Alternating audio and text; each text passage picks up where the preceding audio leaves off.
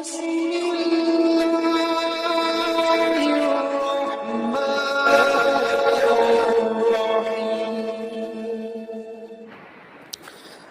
علیکم ورحمۃ اللہ وبرکاتہ۔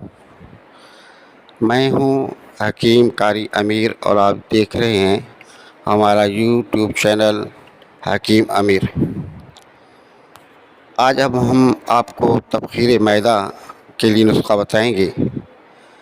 تبخیر معدہ کیا ہے؟ پیٹ میں گیس ہو جانا، اور اس قدر گیس ہوتا ہے کہ یہ انسان کو پاگل کر دیتا ہے،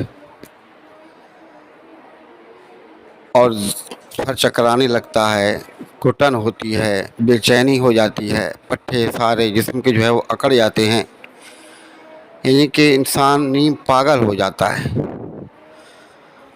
اور ایسی یہ بیماری ہے کہ انسان نہ کسی کے ساتھ بیٹھنے کے قابل ہوتا ہے، نہ کسی کے ساتھ چلنے کے قابل ہوتا ہے۔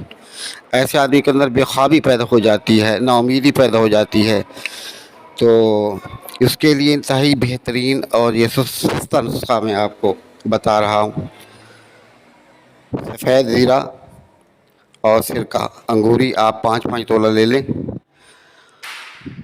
اور یہ خیال کریں کہ سرکہ انگوری وہ خالص ہونا چاہیے۔ سفید زیرہ اور سرکہ انگوری 5 تولہ لے کے سرکے کے اندر آپ سفید زیرہ کو ڈال دیں، ڈال کے اس کو اچھے طریقے سے مل کے اس کو رکھ دیں۔ اور دوسری چیز کے اندر ہے ترپلا۔ آپ پنسار کے پاس جائیں گے تو وہ پنسار آپ کو ترپلا دے دے گا۔ 3 پھل ہوتے ہیں، تو تینوں پھلوں کا 20 گرام آپ لے لیں، اور 20 گرام جب آپ اس کو صاف کریں گے تو صاف وہ 20 گرام ہونا چاہیے۔ اور 20 گرام گائے کا گھی، اگر گائے کا گھی نہیں ہے تو بھینس کا بھی گھی اگر مل جائے تو وہ بھی ٹھیک ہے۔